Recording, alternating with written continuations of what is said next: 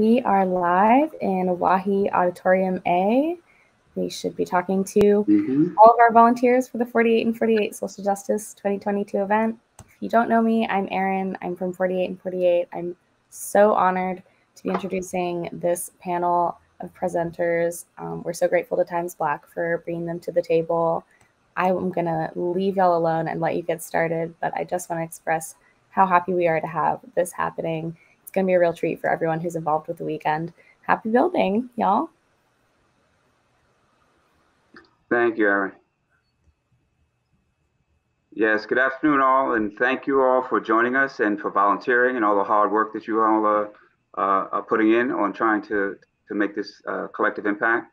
We thank 48 and 48 for partnering with us, Times Black Alliance, and we have a very special day for you all. I feel like a schoolboy meeting my rock star or one of my idols. And we have Ms. Dana Peterson with us to do a presentation based on the inequality of racism and closing those gaps. Report that was a seminal report, I think, and a must reading for all. And the title of this this panel discussion is The Domino Effect of Racism. And so Ms. Dana Peterson, thank you for joining us.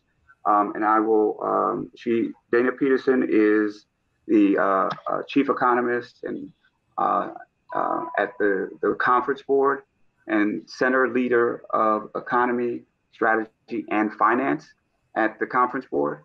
And she comes to us from formerly at Citigroup, where she wrote this inequalities gap report. And just like to welcome her to stage and to have her present the reports and the findings on the domino effect of racism. Thank you, Ms. Peterson. Thank you so much. It's really an honor and a pleasure to be here. I just want to thank all the volunteers for just all that you're doing to give back to various communities, even communities that you may not even know. So I'm really just so grateful to be able to share a few minutes with all of you about this report that I had the privilege of writing with a few other folks while I was still back at Citigroup.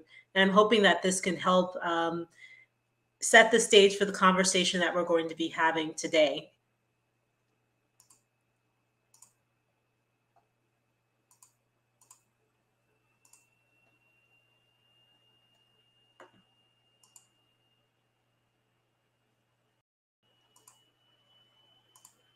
Okay, so I'm going to be talking about closing the racial inequality gaps. And there are many, many gaps, and certainly we couldn't boil the ocean, but we decided to focus on the gap between Black Americans and their white counterparts in terms of a number of metrics, and more or less trying to quantify those metrics and to figure out how much money we're leaving on the table, but not just to depress everyone, but also to provide hope in terms of talking about how we can all help to close these racial inequality gaps. So what's a gap?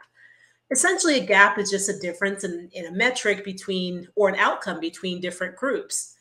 These gaps are not new. Many of these gaps are an outcropping of centuries of slavery here in the United States. And even after slavery ended, you still had systems like sharecropping and Jim Crow and all sorts of things, policies that became very embedded in attitudes and behaviors.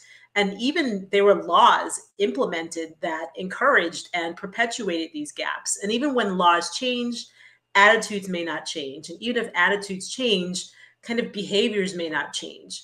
And so these kinds of gaps become structurally embedded. So where do we see these gaps? Certainly they're economic, which is what I'm going to be talking about in terms of home ownership and wages and wealth, but they can also be with respect to health and well-being. We saw that certainly during the pandemic, where you saw different ethnic groups and different demographic groups suffering unevenly due to the pandemic and not having access to resources. It's also social, things like affordable housing, environmental justice, even policing and incarceration.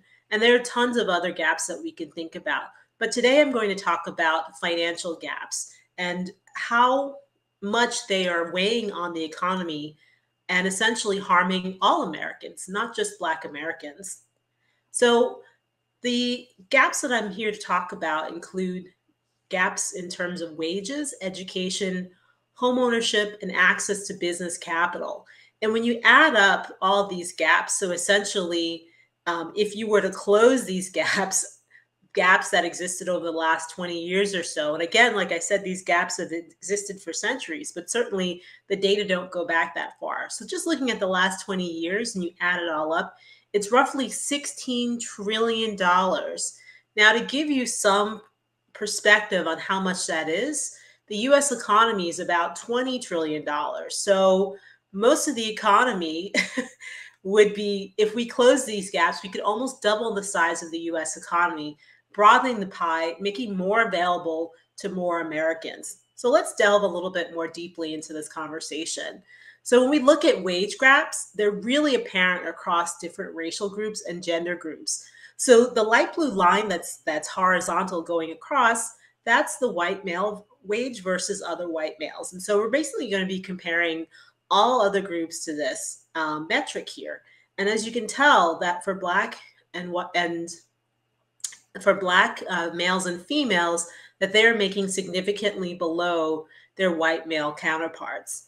And so this is something that has persisted and has not gotten better over the years. So what's the cost of this wage gap? So let's say that Black men and women made the same amount of money as white males, then that's roughly $2.7 trillion added up of lost income for those groups over the last 20 years.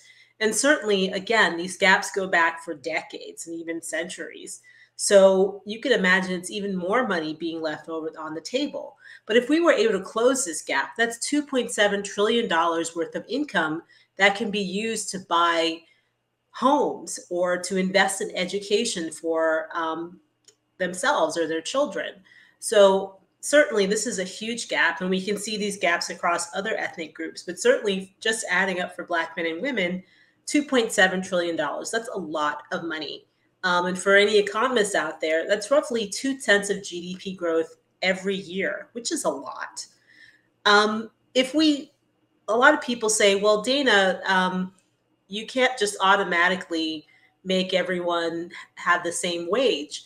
There is, you have to think about where people are located. And indeed, when you look at this chart, it's basically telling us that most Black workers, or a lot of them, are working in jobs that don't tend to pay very much.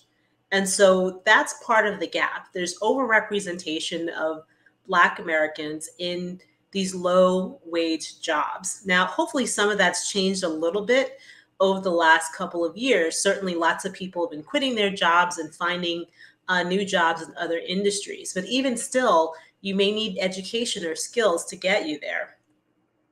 So the reason why education is so important, because you can make significantly more over a lifetime. So for example, people who have some college will make $1.3 million. Well, I'm sorry, a bachelor's degree will make $1.3 million over a 40-year career, more than someone who just has a high school diploma, and certainly someone with an advanced degree. We don't have this for people who have trade degrees, but also if you have a trade degree, anything above a high school diploma means that you're going to be making a lot more income over a lifetime. That's why education is so very important. But there's a gap in education. If we look at various states, and even some of them are really surprising, like California and New York, you see these big gaps in terms of funding for Blacks, for school districts that mainly have Black students versus white students. And so if we add up this education gap, it's something like $90 to $113 billion of income that could be accumulated if people were able to increase the amount of education that they have over and above a high school degree. That's a lot of money. Again, money that can be used for consumption, for saving, for investment.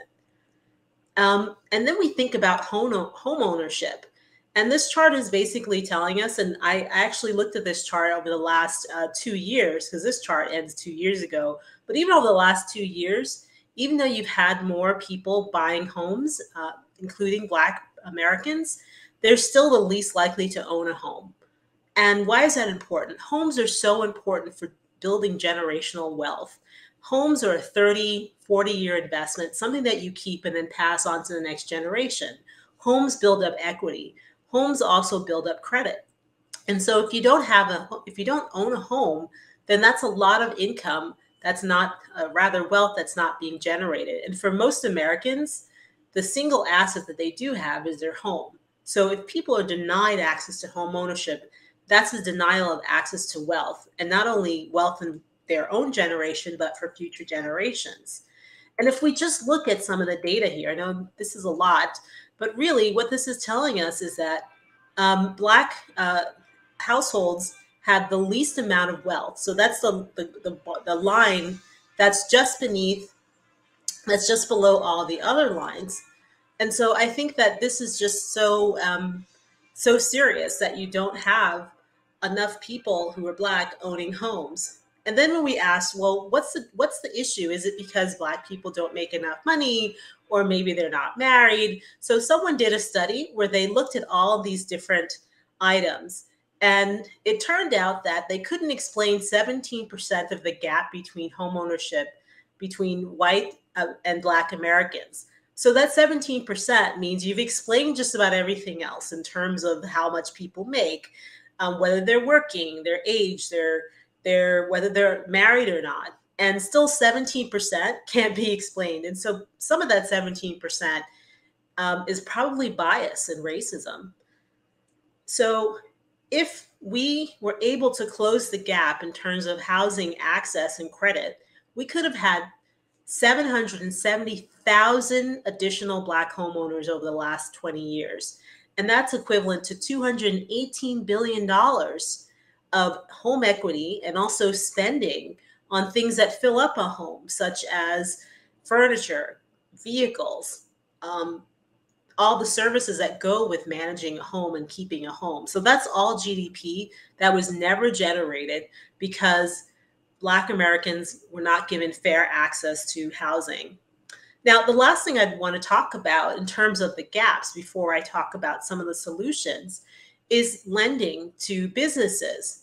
And indeed, out of $16 trillion, $13 trillion in revenue was not generated because Black-owned businesses and entrepreneurs did not have access to credit. And that's really, really troubling. And what's worse is that that's roughly 6.1 million jobs a year that were never created.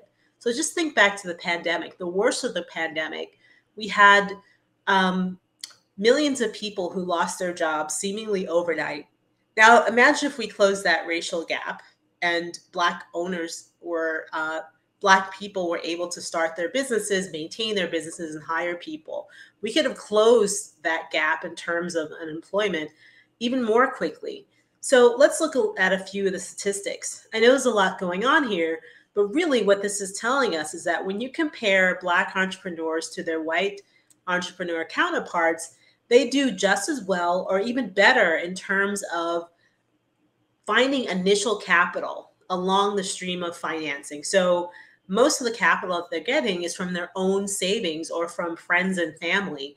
And so it's not a lack of personal acumen in terms of getting the funding. It's what happens when they go to the higher sources of funding, like going to financial services or going to venture capitalists or going to angel investors or even to capital markets.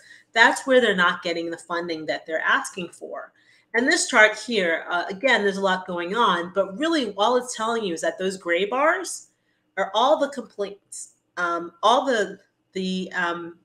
Those are basically Black entrepreneurs. And each time they're saying that when they went to these different sources of funding, when they went to credit, venture capitalists, angel capitalists, they never got all of what they were asking for. They were the most likely group to not get what they were asking for. And some would say, well, maybe they have poor credit reports and things like that. But we have to remember entrepreneurs are usually people who are already successful. They've already managed to excel in one area, and now they're branching out into another area to support themselves. And again, just like that previous chart, they have the income, they have the money, they have the savings to start a business, but they're still denied access. And so a lot of that has to do with bias. And there have been plenty of reports. One really interesting report by a professor at Stanford noted that that white venture capitalists were able to differentiate between Looks like Dana is having a moment of technical difficulties, so give us 1 second. Let me introduce the rest of the panelists, and then we'll start to have a little bit of dialogue. We have with us Martha Caldwell from iChange Collaborative. We have Blythe Robinson from Sheltering Arms. We have Julia Johannsen from the Impact Collective, and Regina Anderson from Food Recovery Network, Dr. Diana Lockhart from STEAM Kids, and Mr. Matthew Ramada from the city of Minneapolis, who is an expert in affordable housing. So we'll just try to, I'd like each of you to really tell a little bit about yourself and briefly about your work and around social justice and erasing these gaps. Why don't we start with you, Martha? Hi, everybody. I'm Martha Caldwell, and I'm with iChange Collaborative. And we are a BIPOC and woman-owned organization. We do diversity, equity, and consulting, diversity, equity, and inclusion consulting with businesses and educational organizations. And what we do is we lead people to recognize genius and cultivate organizational intelligence. And we partner with Times Black and other organizations to help leaders in all areas learn to recognize and leverage Black genius to build the power of the collective intelligence.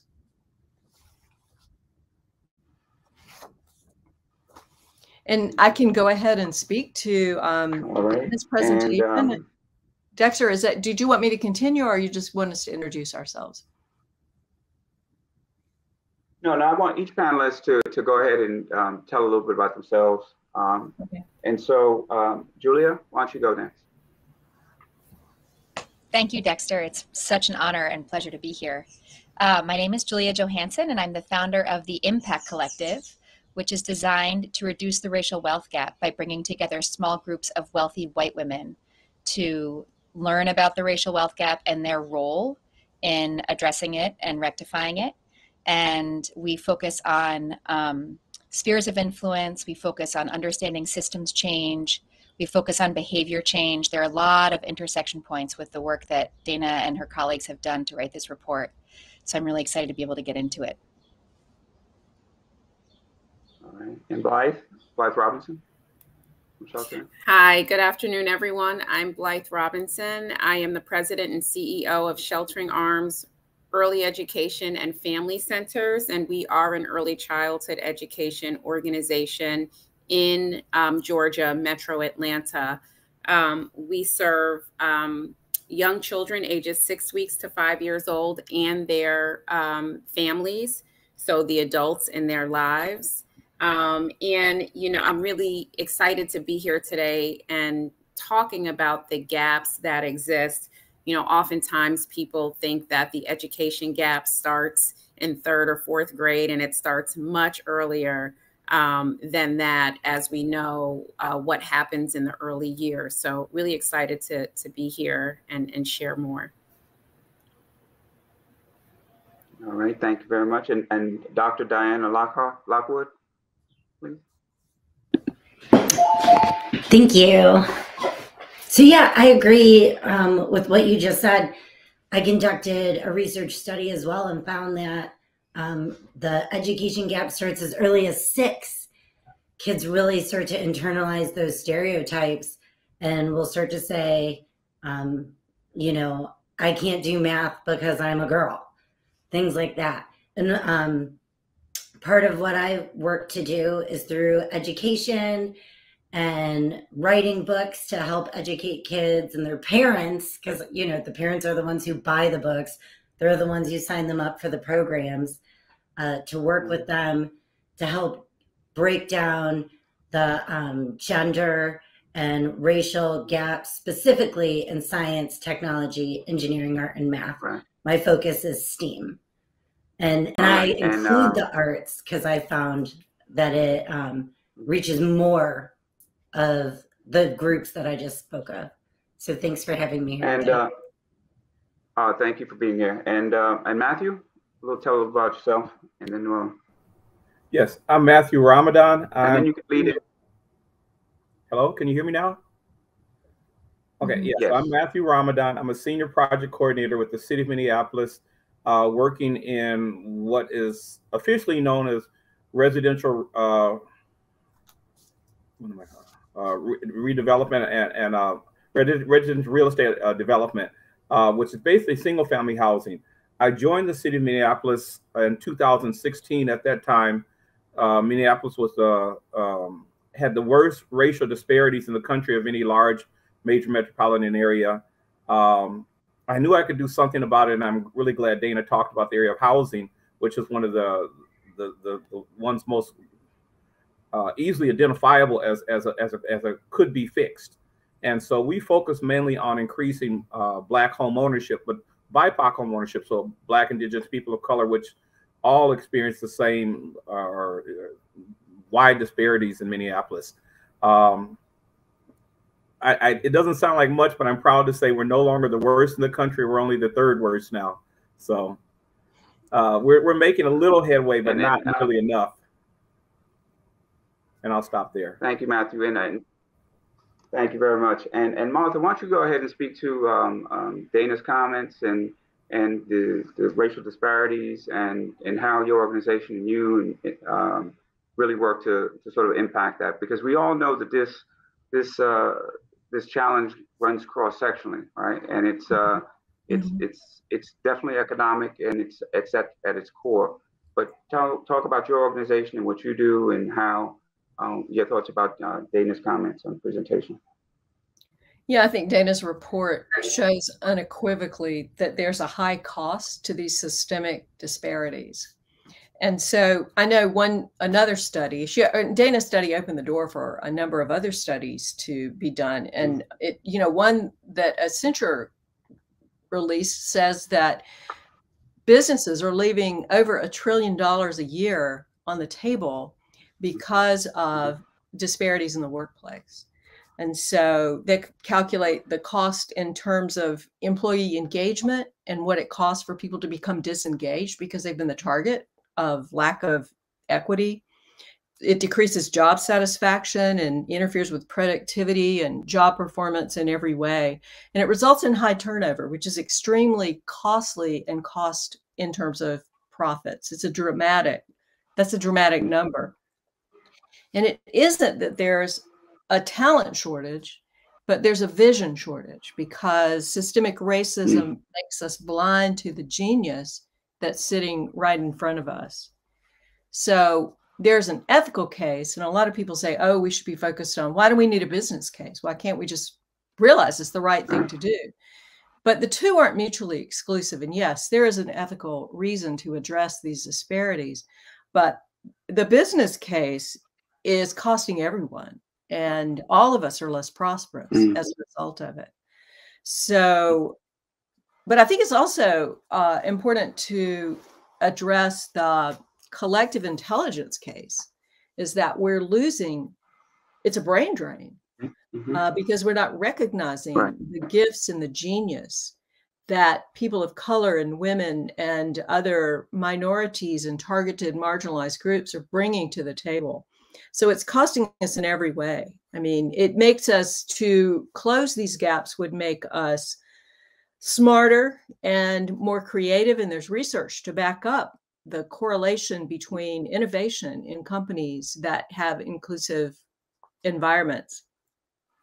And so it makes us more intelligent. And so increasing the size of the pie benefits everyone. Thank you, Martha. And Blythe Robinson, can you talk about it from your perspective and how you see it playing out in your work, and ideas about change and how you can impact it? Yes, and there are a number of points from the report that I could discuss, but I'll focus on three as it relates to the work we do with early childhood education and family support services. And in the report, Dana talked about the access to preschool, and not just preschool, but early high quality preschools. And so that is something that we focus on at Sheltering Arms, really providing the highest quality for children. The majority of the children we serve are living in poverty, are Black, and we believe that, we've got to provide the highest level of quality early learning experiences for our children. So that's one piece. The other piece is around who's working in the early childhood industry, right? I can tell you that the majority of our teachers are Black women, and they are earning, as the report shared, less than educators in the K-12 system and many other industries. And so we work really hard in getting more resources into our organization to be able to provide the kinds of salaries, the kinds of benefits that women working, Black women, women of color working in this industry so rightfully deserve, as we're talking about these critical years of a child's brain development. And the other piece I would mention is that, the early learning is really a conversation around education and child development, and it is also a workforce conversation. And we think about what is one of the biggest reasons that women talk about not being able to work. It's because they cannot find and or afford childcare. And that results in lost wages and lost earnings, which of course has a big impact on our on economics overall. And the Georgia Early Education Alliance for Ready Students, or GEARS, shares quite a bit of information about what lost revenue in your state looks like because women cannot go to work because they don't have access to childcare. So there's a lot there that I could go on, but I'll stop there. And No, thank you very much. Because you bring out an important point, and it's one that hopefully the rest of the panel can speak to, the diversity that Martha talked about, and what we're leaving on the floor, so to speak, or leaving on the table in terms of our diversity and what is our superpower, or has been the United States superpower, has been the melting pot and the diversity of ideas, the diversity of cultures, and what that brings to the table, not just in business or within our borders, but globally, right? And particularly because this is now a global economy, and how important, and you raised very eloquently the issue of how important and how intersectional these issues are, whether it's at early child education and the economics of it, the teacher, the environment, but also the money and how that's distributed and how we vote with our dollars or choose not to vote with our dollars. And then who has access to that education. It's oftentimes dollar-based. So we all know what the challenges are, and they keep smashing into one another. And so what we try to do with Times Black is try to identify those groups or those issues that are being impacting marginalized communities or people of color, and trying to bring solutions that can help provide those individuals that are doing, or groups that are doing that work, more resources, more tools, and why the partnership with 48 and 48 was so important for us, because we're now helping multiple nonprofits all at once in one day do get something that they need, a resource that they need in order to advance. And I think that can play out, and that model works very well across the spectrum, because now we're solving several problems at one time. The direct problem, but then also the resource question problem. So I thank you both for that comment. And Julia, I'd like for you to speak to what as a possible solution, right? Financial and otherwise, because I think your organization has a really, really important voice and potentially resources in order to help be a part of the mixture of the solution. So why don't you go ahead and tell us about your organization? Thank you, Dexter. Yeah, that's our hope. Our hope is that we're... Sorry about that. Am I having a little feedback? No, go ahead. Okay. Yeah, so there are so many pieces that are overlapping with Dana's work, and our approach through our intensive workshop with wealthy white women is to focus on solutions that we propose and to encourage them to come up with their own solutions additionally to what we're giving them. But we're focusing on banking, values-aligned banking. We're focusing on hiring. We're focusing on values alignment across entire investment portfolios. And we're talking about really highlighting and focusing on giving to Black-led organizations if they're going to be using philanthropy as a lever for social change. Black and Brown-led organizations, which, as we know, are disproportionately underfunded, particularly organizations that are led by Black women are some of the least well-funded organizations. And just to highlight two pieces in Dana's report, two of the slides that you were showing, Dana, during your introduction, immediately jump out as the opportunity zones for the women that we're working with in the Impact Collective.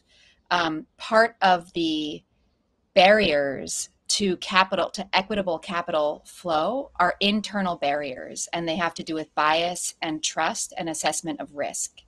So we spend a lot of time talking about who gets to vet and what are our criteria for risk and what are we expecting for return and why are we ready to give tranches of money to nonprofits but not to entrepreneurs. What's happening in the collective understanding of capital flow that sets those two buckets apart in people's minds? Why do we have different standards for meeting our expectations around philanthropy than we do for investments? And so when I think about the work that, I could speak for days probably about the intersection of Dana's research and the work that we're doing with wealthy white women. But once we can get through some of the internal barriers of trust and bias and risk assessment, we also have some really intense discussions about how the patriarchy is operating in how wealth and engaging with wealth in couples is playing out in wealthy white couples, where the majority of the financial decisions are being made by male spouses and the majority of philanthropic decisions are being made by female spouses. And it's a really fascinating, and it's 2022. So I think this is where we get into the values alignment, that there's a misalignment of the professed values that the women like me in our very progressive corner of Boston profess to be very, very progressive, and yet our behaviors in some ways are not as progressive as the values. So I want two slides I just want to bring back to Dana's presentation. So the issue of low wage professions being predominantly populated by Black and Brown individuals is where we focus our hiring conversation.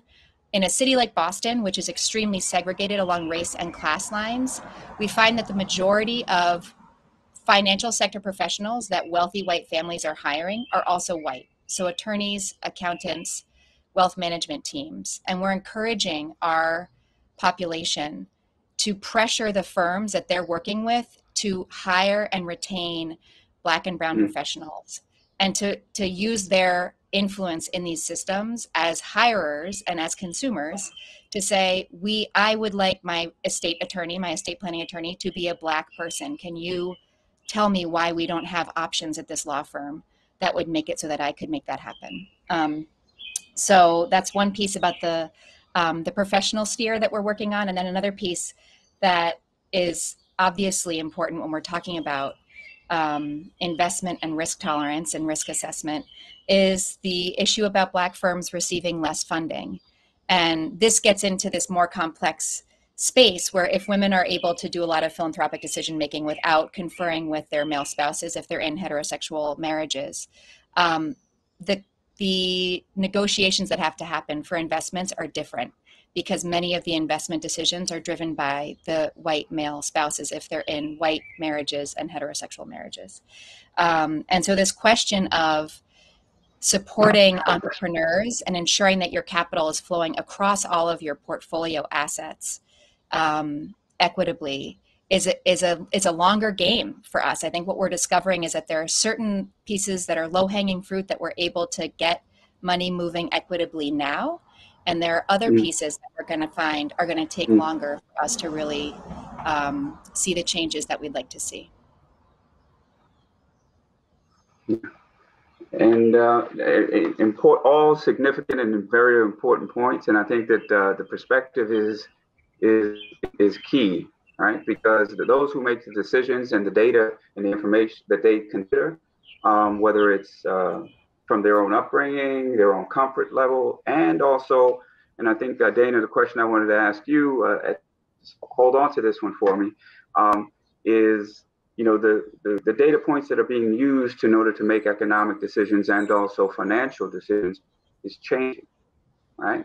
And it has to change in order for us to be able to align those things, not only with the values that Julia talks about for the country, for individuals, but globally, right? And so the whole, we could talk about the climate change issue, we could talk about abortion, we could talk about a bunch of things, right? That sort of collide into that. But I want you to, at some point later on, talk about the data points that are now being collected. We can talk about ESG and what that means, and whether or not that actually does provide value. I think it does, and I think everyone here on this call thinks it does. But we can, so I want you to hold that question. Dr. Diana Lockwood, can you tell us a little bit about your thoughts, your company, and your thoughts about Dana's report? Absolutely, yeah. And I'll start with Dana's report, because I think when we're addressing the racial and equity gaps that exist and looking towards education, homeownership, business access to capital, for me, I came from the classroom as an educator. I taught for 14 years. And started as a preschool teacher, Blythe. So I know everything you're talking, made like $12.50 an hour, made more when I worked at Wendy's. Crazy, okay. But yeah, for what I do now, I work with STEAM kids, and we train not only the kids, but the parents, organizations, companies. I recently got a contract with an engineering firm, and they told me, Dr. Diana, everybody we hire quits, all the females, we can't keep them for more than a year. They get their year of experience right out of grad school and they're out, or even undergrad, they're done. And he said, what can I do? Can I create a mentorship program? It's all females. How can I put in some supports in my company to really make people want to stay? Because it's costing him more money to lose females every year. So what I want us to kind of address as a panel, and I think we're doing this as we go around, but is what kind of training exists and what systems are we helping to tweak, whether it be from 0 through 6 years old, or Martha also was a classroom teacher, right? That K through 12 system, or whether it's with the women in the community that we're interacting with, and the police systems that exist, and just kind of putting in that training. So when we do reach those places, what are we doing to help keep everyone there?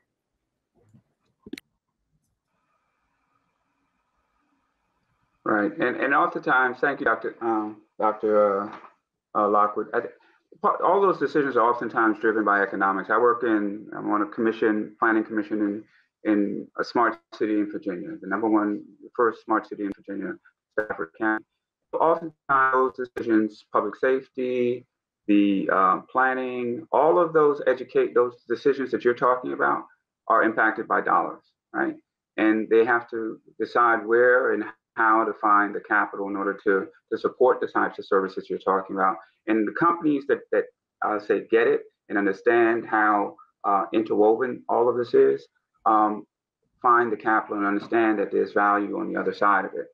And so, and those decisions are also playing out in everything from, you know, sustainability and energy, but also in the food sector, which is, again, a very, very important sector, and issue that we have in our communities, that oftentimes plays itself out along racial lines and then also on economic lines. So I'd like to have Regina Anderson talk a little bit about her organization and what her thoughts about Dr. Dana Peterson's report. Wonderful. Thank Regina? you so much. Hi, everyone. Thank you. Thanks for this opportunity. So, as was mentioned, my name is Regina Anderson, and I'm the Executive Director of Food Recovery Network. We are a national nonprofit that works historically with college students all across the country to recover surplus food from their dining halls. And then they will safely package up that food and then donate it locally to nonprofits that serve our community by serving food. So these are homeless shelters, soup kitchens, domestic violence shelters, after-school programs. And so the intersection of Dana's work is, there's a lot to unpack and unfold. And so, you know, a couple of the statistics that I wanted to put out for everyone in terms of hunger, and in terms of, in particular, the impact that we have seen during the pandemic on food insecurity, and the health impacts that has on everyone. So our nonprofit, we work to solve two really big problems. The first is hunger. Before the pandemic, there were 38 million people in the United States who were food insecure. And that number stayed pretty consistent even before the pandemic. And so you have to think, you know, a lot of the work that we're doing here is busting up myths. You know, this isn't just people consistently making the wrong decisions with their money so that they don't have enough, you know, at the end of the week to buy food. This is, you know, a structural issue that we're facing. So consistently, 38 million people. During the pandemic, when all of our lives were disrupted in a variety of different ways, we really saw a concentration of disruption. And so that 38 million people of loved ones, individuals who matter, children, our own loved ones, it skyrocketed to 54 million people. Now, because of places were shuttering, schools were shuttering, places where people would normally get their food. We saw, you know, prices of food increase and continue to increase. And so the already unstable lives of so many folks, it actually caught up to millions of more people who were seeing their own jobs being lost or temporarily deferred during the pandemic. So 54 million people, many of whom who've never experienced food insecurity before, let alone financial insecurity. Today, that number has dipped a little bit to 42 million people who don't know where their next meal is coming from at some point. That's how we define food insecurity. And so when we think about, you know, 42 million people who are most of the time working multiple jobs, again, getting rid of all these different myths that people are just waiting for handouts or whatever it might be, there's a reason why we have those myths. These are people who are working multiple jobs. And so during the pandemic, you know, it was, again, as it was mentioned, the hourly wage workers, the people who, you know, rely on shift work. Many of the people who on college campuses are the folks that make the food. I know, you know, some of the national corporations that we work with, they let go much of their dining staff who are already food insecure themselves. So we can see, you know, the impact of people just not having enough food for their families.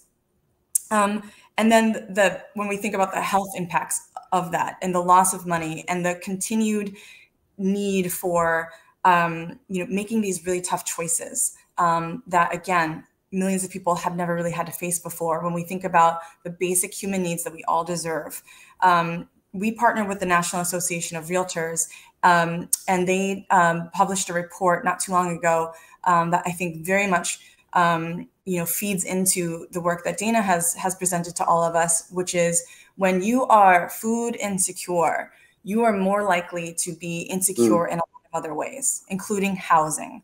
And when we think about, if you only have a certain amount of money, the number one thing you're going to try to do is keep your house, keep your apartment, keep your shelter. Right. And then you're going to skimp on so many other things.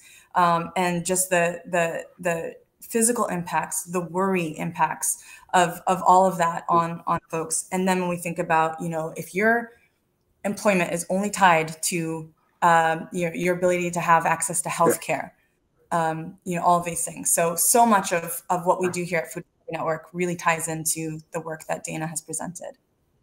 All right. All righty. Thank you very much. And I want to say, Matthew, I wanted to say last because I thought that the impact of home ownership and on wealth, it seems like it's very impactful. They're all very super important. And I want you to just sort of briefly, and I hate to do this to you because it's really important. I wanted you to expound a little bit, but talk about the problems that you've seen in your career, and then some of the solutions that you think are viable ones and that can and how it kind of can interconnect or intertwine with some of the things that you've heard here from some of the other panelists. And I want the other panelists to sort of if you have a question or you have something that you want to talk about, just raise your hand and I'll acknowledge you, and then you can chime in. And then of course, Dana, I'm going to put you on the spot to tie it all up in a bow and tell us what we should be doing from now forward in order to really make impact and in this area. All right. So why don't you go ahead, Matthew? Okay. One of the things when I came back to Minnesota in 2016, because of those, racial disparity gaps, is kind of asked the question. First of all, I was really shocked and surprised because people may not know this history, but Minnesota, if you've ever heard of the Dred Scott decision of the 1800s, that was Minnesota. That was a man by the name of Dred Scott who was from Ferguson, Missouri, as a slave and was brought to Minnesota, brought to Fort Snelling, Minnesota, which is right near the airport there, the Minneapolis-St. Paul Airport, and lived a number of years as a free person in Minnesota. As he perceived himself to be free, got married, had a family, and then when his, quote, master decided to go back to Missouri, he said, hey, I'm free. I'm used to being around free people and treated as an equal human being. I'm not going back. And as you all know, it went all the way to the Supreme Court. And the Supreme Court, in another famous decision like yesterday, said a black or a Negro has no rights that a white man is bound to respect. And that has been our situation really pretty much ever since. But the other thing that happened in the 1940s, 1948 to be exact, the then mayor of Minneapolis, so years before anybody had ever heard of Dr. King, passed civil rights legislation so that it gave equal access to housing and everything that we think of as being normal civil rights laws that were passed in 1965 for most of the country. Minneapolis already had these in 1948. So I was wondering, how could this happen? How could these disparities happen? And as I shared with some of the panelists the other day, what I found was that Minnesota, which also has a lot of wealth, if you think about major corporations like 3M, Honeywell, General Mills, Pillsbury, those are all here. It has a lot of wealth. And so whites, for the most part in Minnesota, have a higher standard of living than whites in most other parts of the country. And as I mentioned, but blacks in Minnesota tend to watch the national news and think that there are no opportunities. And so they wait for the situation to get better rather than taking advantage of the opportunities. And so I said, in my background, in a business background, equity means money. And so the way we can close the equity gap very simply is to put money into black folks' hands. And so we changed our program in 2017. When I started, about 13% of all the city money was for housing development, single-family housing development, was going to black developers and home buyers. Today, that number is more like 87%. So we just started putting our money where our mouth was. We started saying, because I said, you guys all talk a good equity game, but unless we're putting money there, it doesn't mean anything. And so if you have money, like in the case in our city, in our state, that has money, start putting more money right into the people's hands. We started paying Black developers to learn how to submit their paperwork right. We started training Black construction workers, and we started encouraging more Black homeowners to apply, and literally hand-holding people to say, look, don't give up. There are a lot of people here who don't want to see change, that will talk it but not change it. So don't give up. Keep going forward. And in fact, it's ironic because we're called the Twin Cities, Minneapolis and St. Paul. There are so many things that Minneapolis continues to do wrong that right across the river in St. Paul, they don't do those stupid things. We saw more recently where there was a person who was killed in a no-knock warrant that Minneapolis said it had gotten rid of, which it really didn't get rid of. It just said it got rid of it. And in St. Paul, they don't do no-knock warrants. In Minneapolis, no-knock warrants are served disproportionately. I think they said 90% of all Minneapolis no-knock warrants are served at night and served on Black households. It's across river in St. Paul, they just don't do it.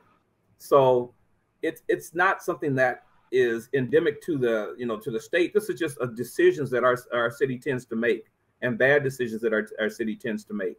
And so it's like I shared with Dexter earlier in our private conversation. It's one of the reasons why I don't retire, why I don't leave, because it's people not being called out in this city for the things that they do, the stupid things that they do, the stupid racist things that they do unnecessarily.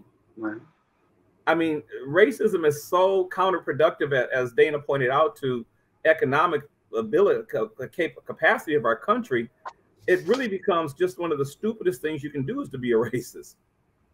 But a lot of folks don't realize that, and until it starts, affecting their pocketbooks in a way personally, maybe they won't.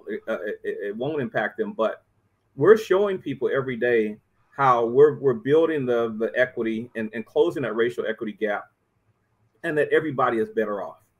And I know it's a slow process because we have such a long way to go, but it tends to say, hey, we start putting, and I'm not talking about hundreds of thousands, but talking about millions of dollars into our communities. We have it, and we say, let's start spending it here and get a return on our investment. Every house that we create a new home buyer or a new homeowner is another tax-paying resident of the city of Minneapolis, as opposed to a person who's just drawing down on our public dollars. So it sounds easy, but it's so simple that it's just like, why don't more people just do this? But just in closing, I'll give you a perfect example. So we train Black developers and general contractors to increase the wealth of folks by saying, single family house, nice American dream. But in many communities where you buy the single family house, the neighborhood is economically depressed, so your house values don't go up as quickly as in some other areas. But if you were to build a triplex home, so that now you have passive income, you live in one unit, you rent out those other 2 units. Now you have something that works well for your family and for your immediate wealth building.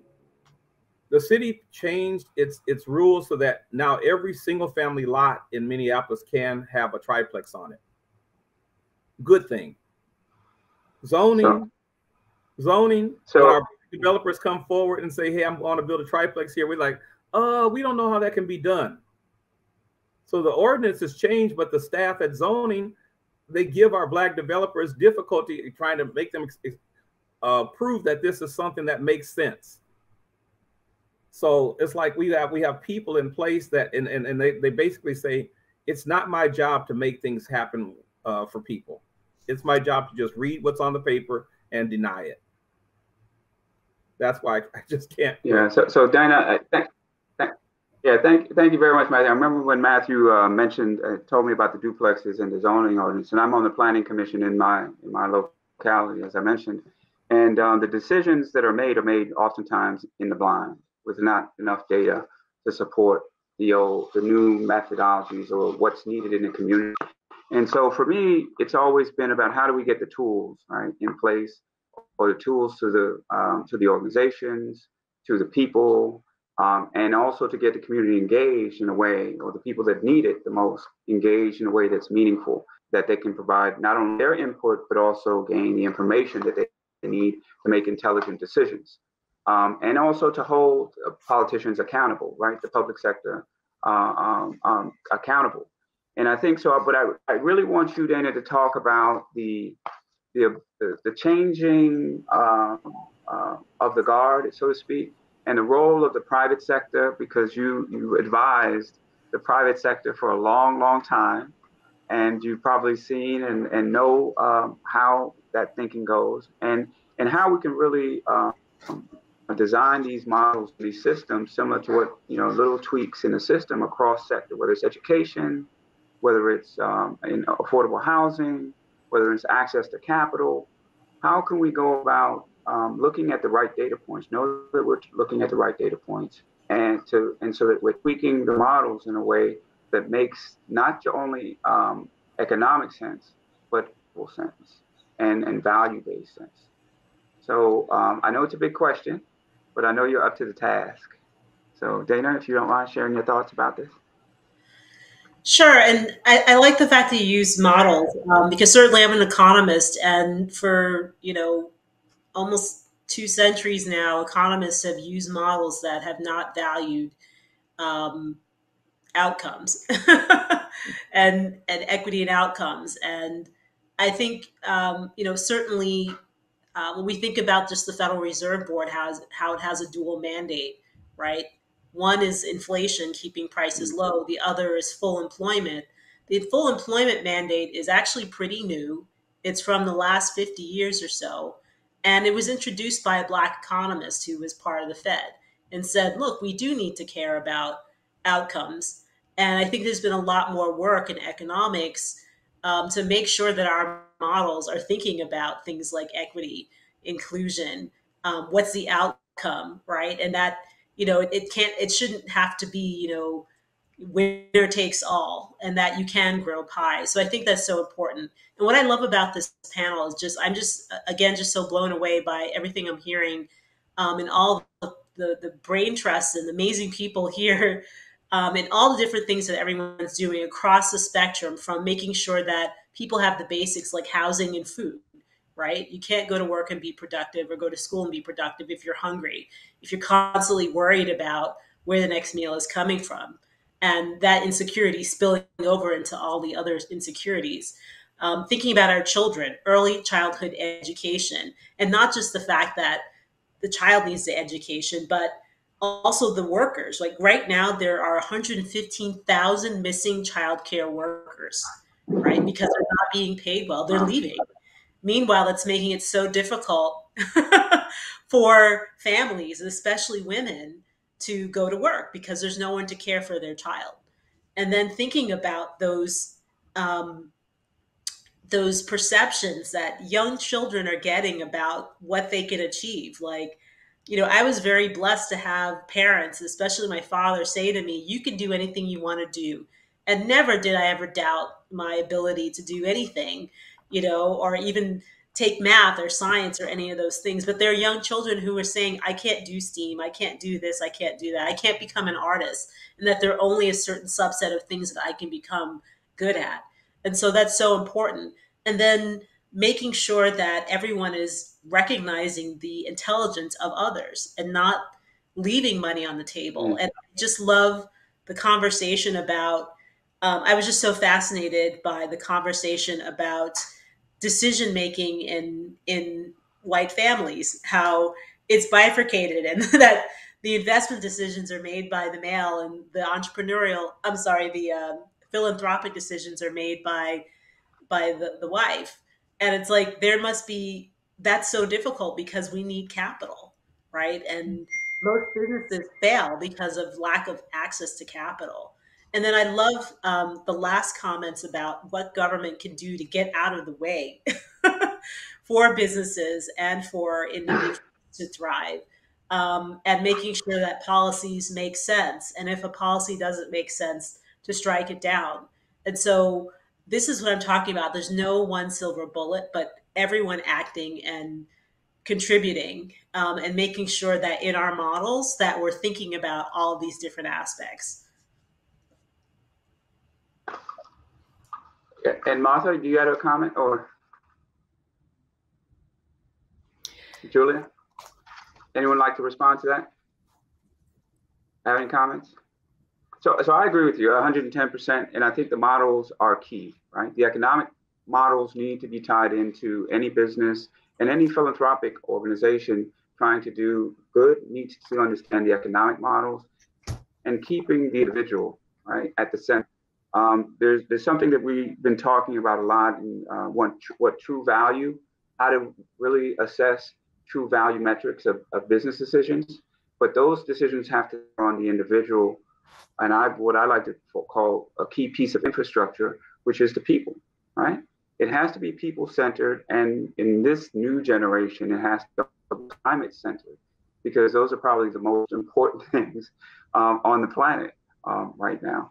And so anything that we can do to help shift the focus and the interest around that, and then also make economic sense, is really the way the book's touching, where there's some sustainable value that's going to be recreated, but then also, more importantly, recirculated. Because that's what happens now. When you're talking about early education, early ed, we don't get it. We don't understand what that pays forward to the economy and to the community until it's too late. But we should have seen this movie. We've seen this movie before, right? And we should know, and now we just need to embed it into our economic models. And that's something that, doesn't come easily, but it's about the constant conversation and holding people accountable to the decisions that they make, whether it's Roe v. Wade or some other decision that's going to have catastrophic impacts upon the community. But right now, the community, in my view, doesn't have a voice. And so we have to try to find ways to build that collective will and to raise the voice. And so then I want you to talk a little bit, and anyone else on the panel, about how we can use sort of the new tools that are being developed, whether it's the metaverse, the blockchain, and also some of because all of these things tend to democratize, right, the ecosystem. And it, on the tail end of that, or intended in that, is also STEM, right? How do we get the tools? And I have a group called Future Kings that we teach STEM training to young Black males and now Black women to get the tools that they need to be able to participate in the next economy, the new economy, right? That's going to be more technology driven and require less people in order to do the work, to build the homes, right, Matthew? And so how do we fuel that? How do we create the models that allows for that transition? And what are the data points that we really need to look at in order to make sure that we're fashioning a sustainable model? I mean, so I know it's a lot to put on your plate, but how do we create that interaction between the public sector, the private sector, and also the community? Sure, I think that's where nonprofits. What points do we need to look at?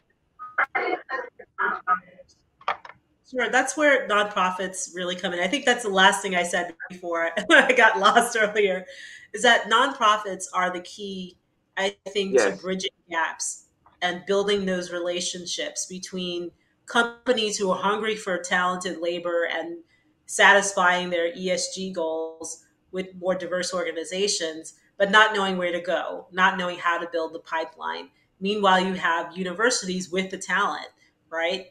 Also, people who have money that they would like to invest, but they don't know where or how to begin, right? And also helping, I think, governments understand where there are shortfalls in their communities and where they can be helpful. For example, by changing zoning laws so that you can build multifamily housing or triplexes or duplexes, things that, make sure that you have more housing for everyone. And then also thinking about any policies that make it difficult for corporations to hire people, right, and retain talent. So I think all of those things are super important, and that's where nonprofits can really thrive to do the education and to build those bridges. Can I jump in?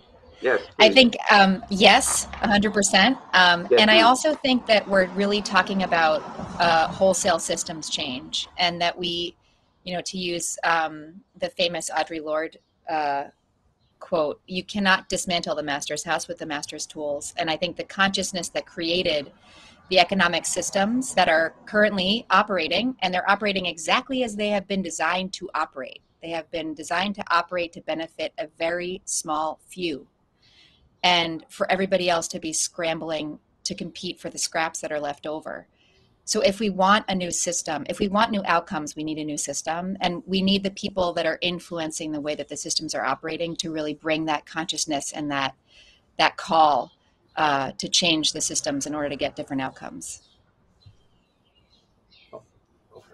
So excellent point. And I think that the wave, or the beginning of that change in perspective has ushered in a little bit with the Build Back Better and some of the impetus for this administration, not partisan organizations or institutions, or, they're slightly different. There might be slight differences, but I think the tools and the will and the desire to see the movement is there. And the question becomes, how do we, as a community, then really take advantage of it? There's also, as sort of context for that, there's a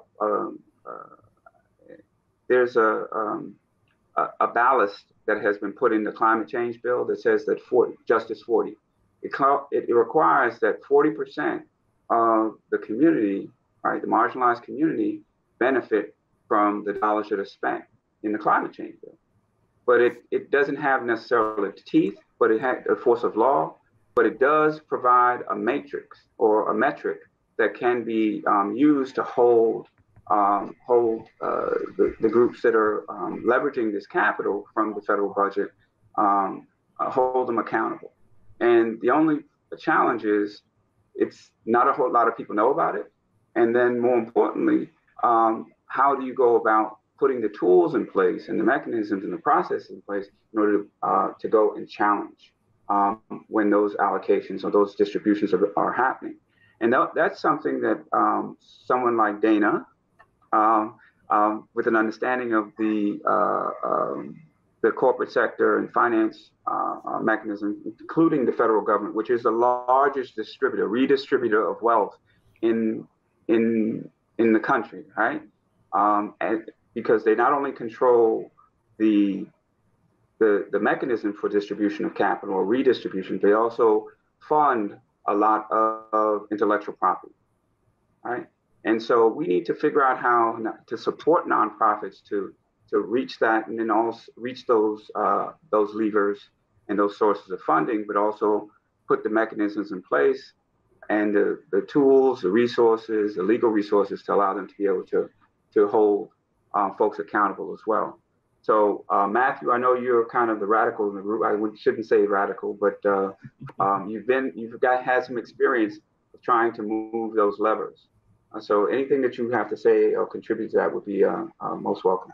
I love Dana's points about the nonprofits. One of the things that we did when I first came back to Minneapolis a year later, when I saw how slowly things were moving, was we created a nonprofit, New Africa Community Development Corporation, and looking at the federal dollars that are available if you do things correctly.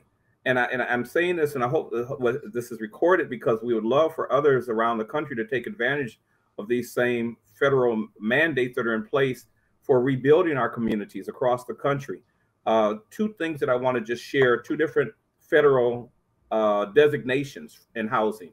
One is the Community Housing Development Organization, often called CHODO, C-H-O-D-O, Community Housing Development Organization, which requires that at least 1/3 of the board of that nonprofit is either low to moderate income or neighborhood representatives of those low to moderate income people. In a CHODO designation, your nonprofit in your city, which is already receiving federal dollars, gets a share of the city's approved federal dollars, not only to build their capacity as a nonprofit, but also to operate. and no more than 1/3 of the board can be city or public representatives. So it's there already. And say, for instance, in the case for the city of Minneapolis, where we get millions of dollars in what's called home, HOME funds from the federal government, a percentage of those home funds is supposed to go to those CHODOs. So we created New Africa Community Development Corporation to be a CHODO. The second thing that we did is also the federal dollars from Community Development Block Grant funding. Home is one source, Community Development Block Grant is the other source. Is called a community-based development organization. A community-based development organization actually gets more money than a CHODO. It doesn't get money for operating, but it gets a percentage of the CDBG funds that the federal government allocates to each city. And here's the rub, and why it's hard for people to wrap their arms around it. At least 51% of the board of a community-based development organization, or CBDO, has to be low to moderate income people. And what ends up happening, as I said, sometimes people don't get a good picture of what that means. Low to moderate income means that a household of 4 can't make more than $80,000 a year. That's way more than most inner city communities of color make. So almost everybody, if people would reach out and recruit people to be a part of these boards and be part of the decision-making process for helping to reestablish or rebuild their communities, there are federal dollars that the cities are already receiving that they have to make available to these organizations. And a lot of people don't tap into it. Now, the interesting thing about that last one I mentioned, the community-based development organization, there is one caveat. There are 3 designations: low to moderate income households, low to moderate income residents or neighborhood representatives of those households. But here's the third one, and I'm going to use a term that doesn't actually say this, but it's rich white guys who control everything. They could be your board too. And so in the case of the city of Minneapolis in 1970, when this came out, they chose president of General Mills, president of Honeywell, president of the University of Minnesota, president of US Bank. And they chose all these people and said, this is our board of our CBDO. Nobody from the inner city communities, but because they said those major institutions that operate in the same geographic area where those low to moderate income people live, they can also be your CBDO. And from 1970 until 2018, this was the only CBDO that the city of Minneapolis recognized. Remember I told you earlier about how they do stupid stuff because they just want to do it their own way? Never work with low and moderate income people, never work with neighborhood representatives, chose that third option. Yeah. And up until somebody at the city said, hey, this was wrong, we should not do this, city of St. Paul and they had never used them. Always did according to the first 2 designations, but not the third. Minneapolis, just the opposite, only work with the third option, which is rich white guys who control everything already. So what this says to me, in every city, if you're getting federal dollars, those monies are available in every city. But I really would hope that folks in your own respective areas would reach out and see if you've got a nonprofit that's willing to do the right thing and to bring the voices of marginalized people into their process to go after those federal dollars. Yeah, we see that a lot in business as well, where you have to realize that racial equity leadership is by its very nature countercultural, because the people most impacted by the problem know best how to solve the problem. But unfortunately, those are not the people sitting at the decision-making table.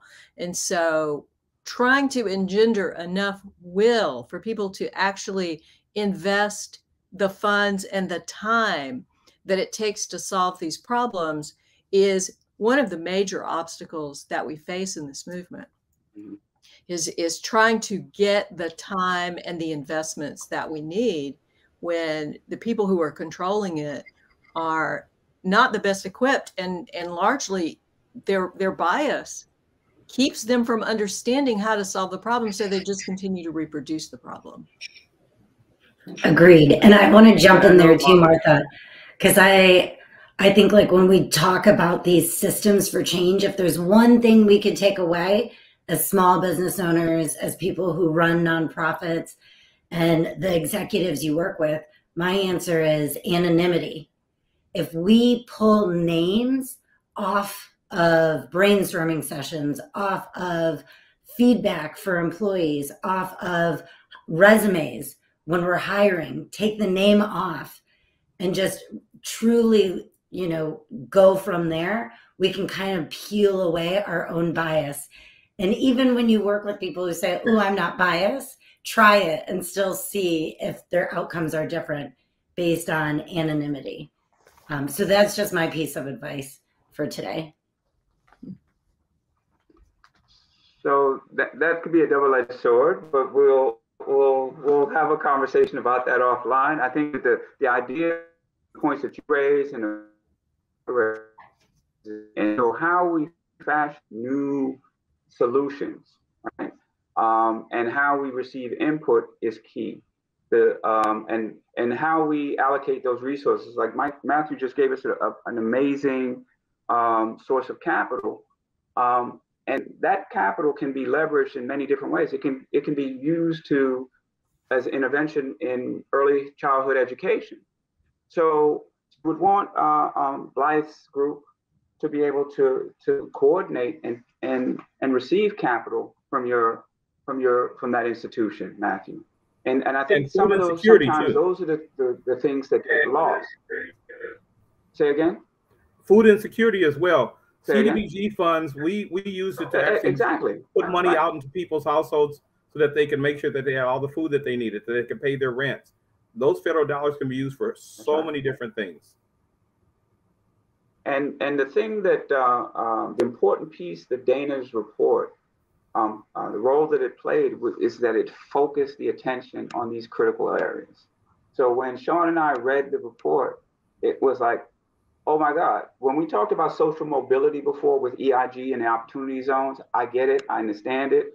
But now we had numbers around discrete sectors and areas that we could focus on in order to be able to bring the resources to and the information to those nonprofits and those communities.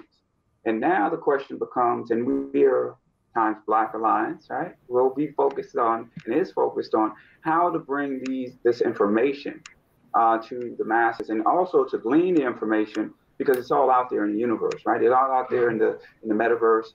And so how do we, across these sectors, focus the funnel to figure out what's working, what's not with technology, right? And then also provide that, make it seamless and frictionless for the folks to access that data and that information. And also provide, and when I say the folks, I'm talking about the public sector, the private sector, right? And the philanthropic sector, right? Across the board.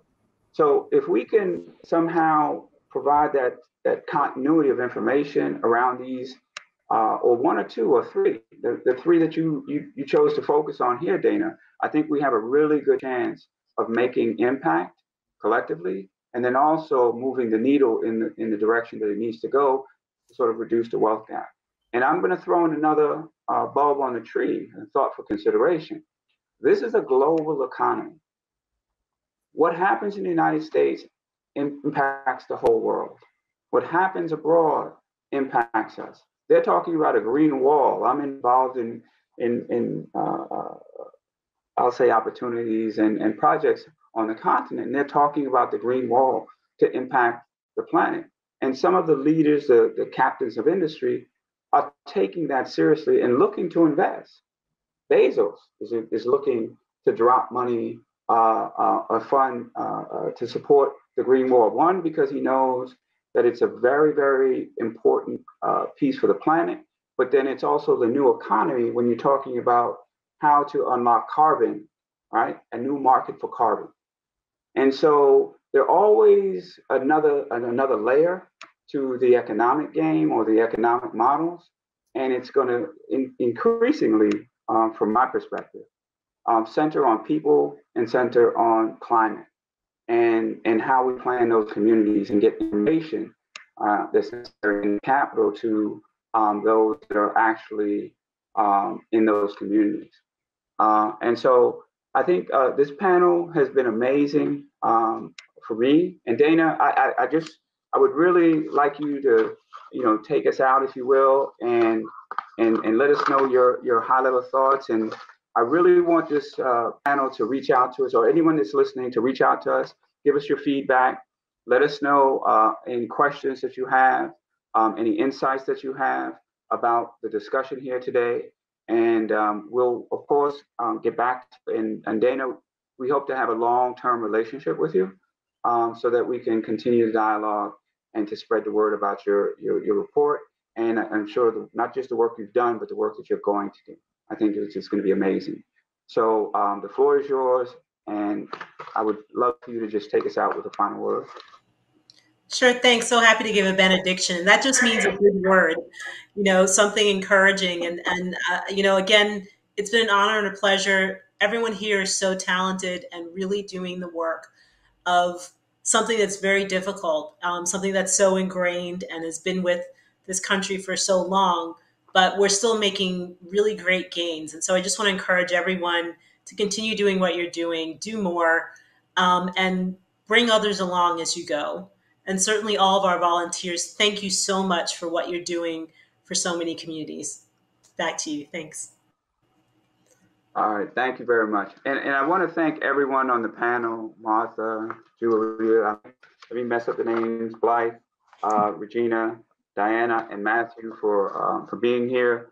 I really appreciated the discussion. Hopefully we'll do this again, and I promise I'll facilitate just a little bit better, okay?